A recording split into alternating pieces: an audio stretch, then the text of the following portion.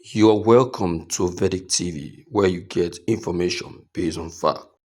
At last, it is reprieve for Nnamdi Kanu as DSS finally bows to pressure. Seems like we have a good news coming. Good day, my people. How are you guys? Hope you guys are healthy and staying safe. Well, seems like we have a good news for Nnamdi Kanu because it seems like the DSS has finally bowed to pressure.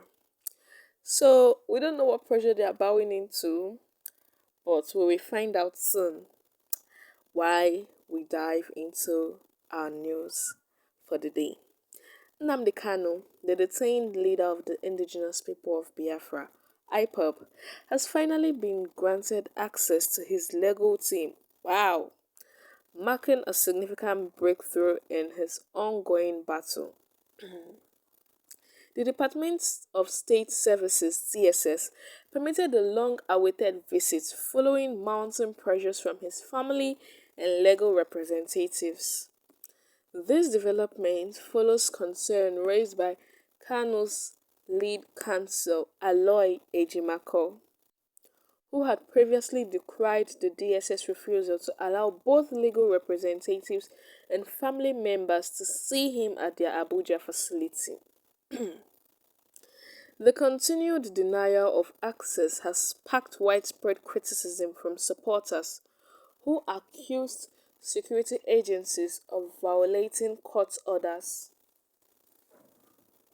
Confirming the latest developments, Prince Emmanuel Kanu, the IPOB leader's younger brother, revealed that they were finally allowed to visit him.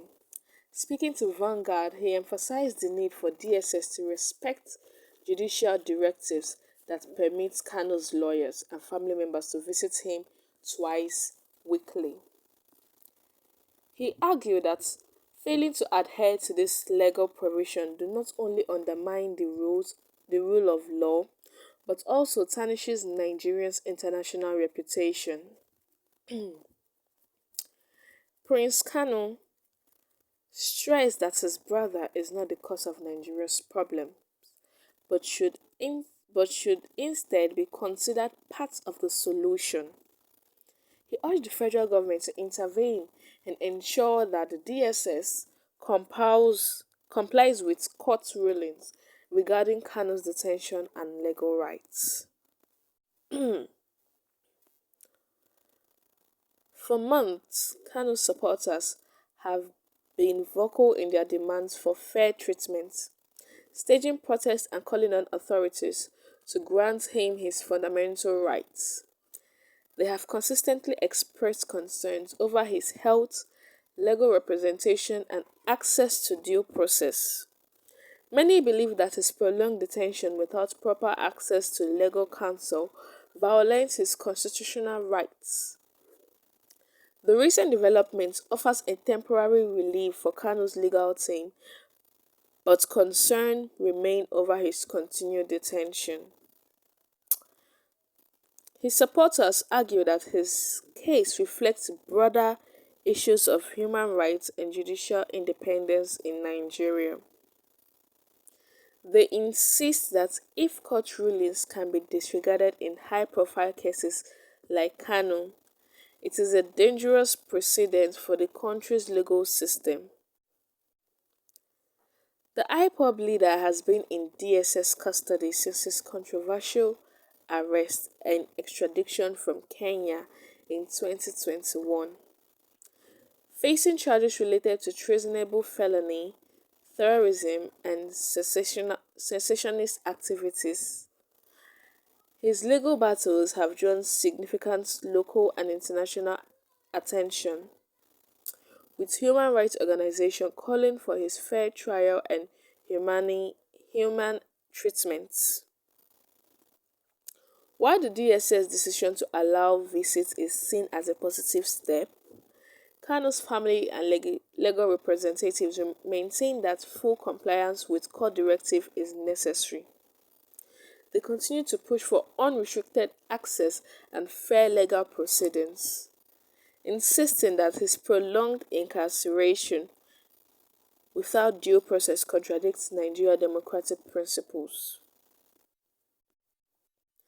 As the legal tussle continues, Kanu's case remains a key point of contention in Nigeria's political and judicial landscape. Many observers how how the government handles his detention and trial will have far-reaching implications for human rights and governance in the country. Ah, we have heard it though. The good news is that the Department of State Security has finally granted Kanu and his family has did I say the good news is that the Department of State Services has finally granted Kanu and his family and legal representatives access to visit him in prison. You know, before he was restricted, now nobody could see him, he could not see anybody. But now that restriction has been uplifted because, according to the law, at least he's supposed to have twice a week of seeing either his family members or legal representatives, but he has not been having none. He has just been in the prison cell, not seeing the brake lights, not seeing anybody from his family or his legal representatives, just him. So while we see it as a positive change, we also hope that they speed up the process for his trial. Yes, I also hope that the federal government also speed up the process for his trial and have this man tried and know where we stand, because it's not a crime to want to be on your own, is it? I mean, the Nigerians also fought to be on their own and not be under the slavery of anybody. So, see no reason why it's so hard for them to actually let the Igbo people to go, and they keep bringing up one issue or another, unnecessary issues here and there about their leader or whoever is leading them, whether it is Nnamdi Kanu or it is Simon Ekpa. They just keep bringing one thing or another. Well, let's hope and pray that he's tried and the results will be good. Meanwhile, we have come to the end for today's news. Thank you so much for wasting in it.